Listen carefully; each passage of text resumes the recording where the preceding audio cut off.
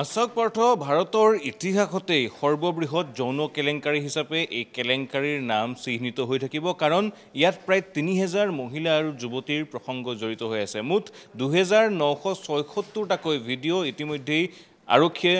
উদ্ধাৰ কৰিবলৈ সক্ষম হৈছে এটা পেন ড্ৰাইভক কেন্দ্ৰ কৰি গোটেই বিতৰ্কৰ সৃষ্টি হৈছিল দ্বিতীয় পৰ্যায়ৰ নিৰ্বাচনত প্ৰাৰ্থী আছিল জেডিএছ দলৰ এই প্ৰজ্জ্বল ৰেবান্না আৰু এছডি দেৱগৌড়াৰ সেই নাতিৰ কলা অধ্যায়ে ৰাজনীতিত তুলপাৰ লগাইছিল প্ৰসংগ কি আছিল নিৰ্বাচনৰ ঠিক ৫ দিন আগত হঠাৎ সেই প্ৰজ্জ্বল ৰেবান্নাৰ সমষ্টিৰ বিভিন্ন প্ৰান্তত পেন ড্ৰাইভ কিছু উদ্ধাৰ হৈছিল বাটে ঘাটে কোনো লোকে সেই পেন ড্ৰাইভসমূহ পেলাই থৈ গৈছিল কৰবাত যদি বজাৰত কাৰোবাৰ ঘৰৰ চৌহদত চিটি বাছত বা ৰেলত সেই পেন ড্ৰাইভসমূহ উদ্ধাৰ হোৱাৰ পিছতেই যেতিয়া সেই পেন ড্ৰাইভসমূহ বিভিন্নজনে খুলি চাবলৈ আৰম্ভ কৰিছিল তেতিয়া সকলোৰে চকু কপালত উঠিছিল কাৰণ তাত আছিল প্ৰায় ২৯৭৬টা অশ্লীল ভিডিঅ' সেই অশ্লীল ভিডিঅ'ত থকা প্ৰতিগৰাকী মহিলা বা যুৱতীয়ে যদিও পৃথক আছিল কিন্তু তাত থকা পুৰুষ এজনেই আছিল আৰু তেওঁ আছিল প্ৰজ্জ্বল ৰেবান্না লগে লগে দেশজুৰি প্ৰজ্জ্বল ৰেবান্নাৰ সেই কুকীৰ্তি বিয়পি পৰিছিল আৰু তাৰ মাজতেই এই ভিডিঅ'সমূহ মৰ্ফ ভিডিঅ' বা ডিপ ফেক ভিডিঅ' বুলি প্ৰচাৰ কৰি প্ৰজ্জ্বল ৰেবান্নাই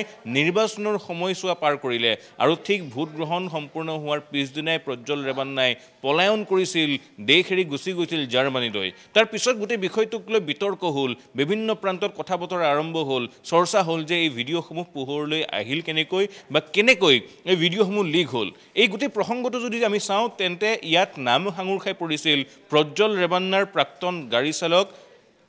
যিজন আছিল তেওঁৰ বিৰুদ্ধে অভিযোগ উত্থাপন হৈছিল তেওঁৰ নাম আছিল কাৰ্তিক গৌড়া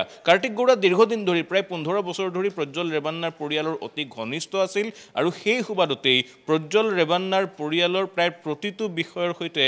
সম্পৰ্ক আছিল বা প্ৰতিটো বিষয় সন্দৰ্ভত অৱগত আছিল এই কাৰ্তিক গৌড়া সেই সূত্ৰেই বিভিন্ন সময়ত বেনামী বহু সম্পত্তি এই কাৰ্তিক গৌড়াৰ নামত ক্ৰয় কৰিছিল প্ৰজ্জ্বল ৰেবান্নাৰ পৰিয়ালে ঠিক তেনেধৰণে ১৬ একৰ ভূমি ক্ৰয় কৰা হৈছিল এই কাৰ্তিক গৌড়াৰ নামত কিন্তু পৰৱৰ্তী সময়ত কাৰ্তিকে সেই ভূমিখিনি তেওঁৰ নিজৰ বুলি দাবী কৰিবলৈ আৰম্ভ কৰে আৰু সেই ১৬ একৰ ভূমিৰ পৰাই গোটেই বিষয়টো আৰম্ভ হৈছিল সেই ১৬ একৰ ভূমি যেতিয়া প্ৰজ্জ্বল ৰেবান্নাই ঘূৰাই বিচাৰিছিল কাৰ্তিকে কৈছিল যে এই ভূমিখিনিৰ মালিক মই আৰু মোৰ নামত কাগজ পত্ৰ আছে গতিকে সেই ভূমিখিনি ঘূৰাই দিয়াৰ কোনো প্ৰসংগ আহিব নোৱাৰে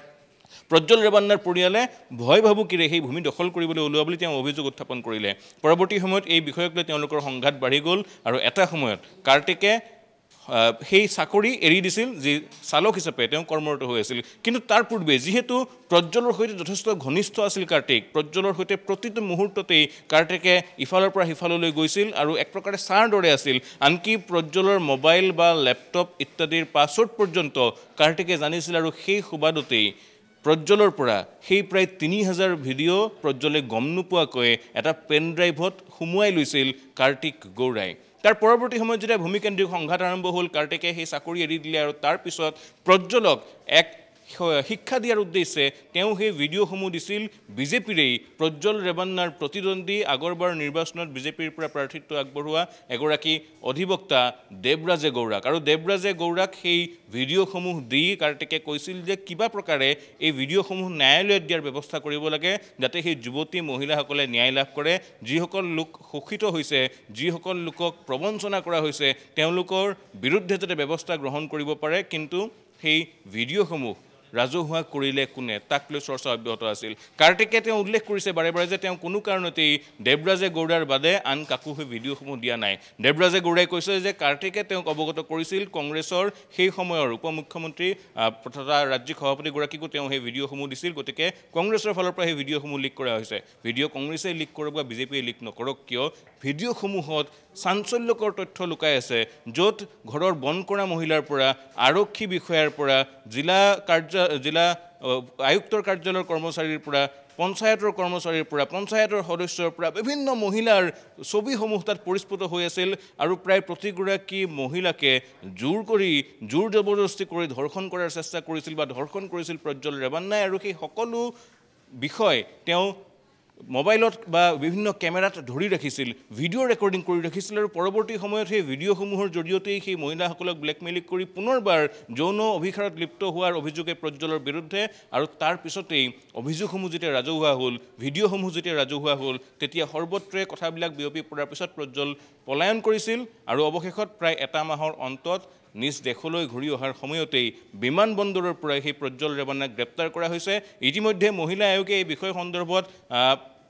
কেন্দ্ৰীয় চৰকাৰ ৰাজ্য চৰকাৰ হস্তক্ষেপ দাবী কৰিছিল ন্যায়ালয়ৰ ওচৰত গোটেই বিষয়টো গৈ পাইছিল প্ৰতিগৰাকী মহিলাৰ যিহেতু পৰিচয়সমূহ ৰাজহুৱা কৰি দিয়া হৈছিল তাৰ কাৰণে দোষী কোন হ'ব কাৰ কাৰণে সেই মহিলাসকলে যিসকল মহিলাই এবাৰ ধৰ্ষণ বা আতিশয্যৰ বলি হৈছিল তেওঁলোকৰ মুখসমূহ ৰাজহুৱা কৰি দিয়া হ'ল তাৰ কাৰণে ব্যৱস্থা কি গ্ৰহণ কৰা হ'ব সেই বিষয়সমূহক লৈ চৰ্চা হোৱাৰ মাজতেই এটা অন্তত ভাল খবৰ আহিছে যে প্ৰজ্জ্বল ৰেৱান্না আৰক্ষীৰ জালত পৰিছে ইতিমধ্যে মহিলা আয়োগৰ নিৰ্দেশ অনুসৰিয়েই বা মহিলা আয়োগৰ কথামতেই SIT গঠন কৰা হৈছিল আৰু সেই SITয়ে তিনিটা ভাগত বিভক্ত হৈ কাম আৰম্ভ কৰিছিল এটা ভাগে সেই ভিডিঅ'সমূহৰ অথেণ্টিকেশ্যন কিমান দূৰ আছে বা নাই বা মৰ্ফ ভিডিঅ' হয় নেকি ডিপফেক ভিডিঅ' হয় নেকি সেইসমূহ চোৱা চিতাৰ কাম কৰিছিল তাৰ বিপৰীতে ভিডিঅ'ত যিসকল মহিলা বা যুৱতী আছিল তেওঁলোকৰ ভাষ্য সংগ্ৰহৰ কাম কৰিছিল আন একাংশই আৰু যিসকল লোক ইয়াৰ সৈতে জড়িত হৈ আছে তেওঁলোকক ধৰিবলৈ আন এটা গোট নিয়োগ কৰা হৈছিল SITৰ তিনিটা গোটে অহৰ্নিশে কাম কৰিছিল আৰু সেই SITৰ জালতে অৱশেষত ধৰা পৰিল প্ৰজ্জ্বল ৰেৱান্না বেংগালুৰুৰ মাটিত ভৰি দিয়াৰ লগে লগে প্ৰজ্জ্বলক গ্ৰেপ্তাৰ কৰা হ'ল আৰু আজিৰ দিনটোত প্ৰজ্জ্বলক আদালতত হাজিৰ কৰি জিম্মাত ল'ব SITয়ে আৰু তাৰ পিছত তেওঁৰ